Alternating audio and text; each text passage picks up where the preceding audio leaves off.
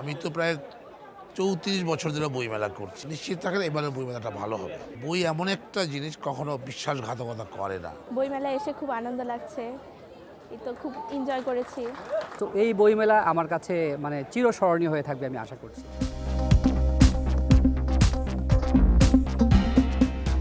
সবাইকে অমর একুশে বইমেলার শুভেচ্ছা। আমাদের সময়ের নিয়মিত আয়োজন বইয়ের খোঁজে আপনাদের আমন্ত্রণ জানাচ্ছি। আমি হিমাতুল জান্নাত। আজ বইমেলার পঞ্চম দিন। আজকের বইমেলা আরও উৎসব মুখর হয়ে উঠেছে। আজ বইমেলায় নতুন বইয়ের সংখ্যা ৯৮টি। চলুন আপনাদেরকে নিয়ে আজকের বইমেলা ঘুরে আসা যাক। দেখলে তো কিনতে ইচ্ছে করছে। এবার অনেক নতুন স্টল পেয়েছে, সেটা একটু ব্যতিক্রম হয়েছে এবং খুব গিঞ্জি করে ফেলছে। এইটুকুর চেঞ্জ আছে আমার দৃষ্টিতে।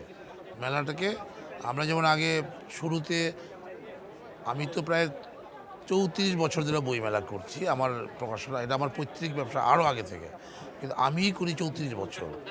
বাংলা একাডেমিতে ছিল, বিভিন্ন জায়গায় ছিল, তারপরে মাঠে আসছে আমাদের 15 সালে, তখন তো খুবই কম ছিল।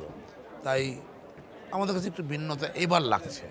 মেলায় তো আসছি, এটা একটা বাজেটও থাকে মানুষের, যারা সারা বছর বসে থাকে মেলায়, কী বছর একটা আনন্দ থাকে মেলায়। সেই হিসাবে আপনি নিশ্চিত থাকেন এবারের বইমেলাটা ভালো হবে, জমজমাট মেলা হবে। তরুণ সমাজে আমাদের ভবিষ্যৎ পাঠক, একদম ছোট ছেলে সেই আমাদের পাঠক। কারণ যদি আগ্রহী হাতে এত প্রকাশিত বই হবে কেন, মেলার পরিধি এত বাড়বে কেন? তাই বই নিয়ে সবসময় আগ্রহ থাকবে মানুষের। আর বই এমন একটা জিনিস কখনো বিশ্বাসঘাতকতা করে না।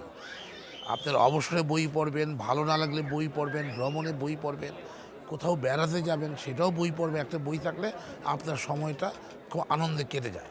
আসলে না পড়লে আপনি লিখতে পারবেন না। খালি বাংলা সাহিত্য পড়লেও হবে না, বিশ্বের সব সাহিত্যকে আপনাকে পড়তে হবে, লেখক হতে হবে। তাই পড়ার তো বিকল্প নয়। আপনি না জানলে লিখবেন কি? বইয়ের কোনো বিকল্প নেই। মানুষের মনস্ক যে আপনাকে বিল্ড আপ করবে একটা বই পড়লে। একটা বই পড়লে আপনার তরুণ অনেক কিছু জানতে পারবে। একটা বই আপনাকে অনেক আনন্দ দেবে, অনেক কিছু শিখাবে। শুধু গল্পের বই, গল্প এগুলো নয়, অনেক বিষয় আছেন যেগুলো পড়লে আপনি অনেক কিছু জানতে পারা যায়। একটা তরুণ তার মেধার বিকাশ ঘটবে বই পড়লে। বই ছাড়া বইয়ের কোনো বিকল্প নেই। আবার কোন নতুন টেকনোলজি আসবে সেদিকেই আমরাও ধাবিত হব, তরুণরা তো আরও বেশি ধাবিত হচ্ছে। তবে তরুণ যারা প্রকাশক আছে তারা একটা দিকেই ছুটছে, খালি পয়সার দিকে। ভালো পাণ্ডুলিপির দিকে তাদের নজরটা খুব একটা নেই।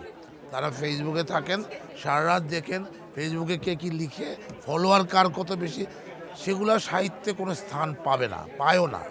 পৃথিবী এটা বলে না। সাহিত্য এমন একটা জিনিস আপনার মেধা দিয়ে পাঠকের মন জয় করতে হবে।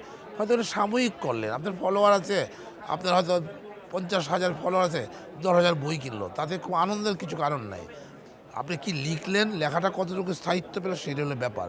আপনার লেখাটাকে সুধী সমাজ কীভাবে গ্রহণ করলো, সেটাই হলো বড় ব্যাপার। ইডেন বে কক্সবাজার সমুদ্র সৈকতের উপর নিজেদের একটি ঠিকানা। মাত্র 5 লাখ টাকায় আপনিও হয়ে যেতে পারেন এই হোটেলের মালিক। ইডেন বে, আ কনসার্ন অফ ভাইয়া হোটেলস।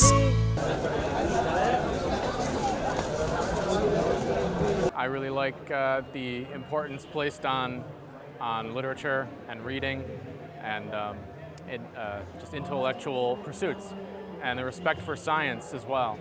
বইয়ের প্রতি আকর্ষণটা কিন্তু থেকেই যায়। সেই আকর্ষণ থেকেই বইমেলায় ঘুরতে এসেছি বাবা মার সাথে। বইমেলায় এসে খুব আনন্দ লাগছে।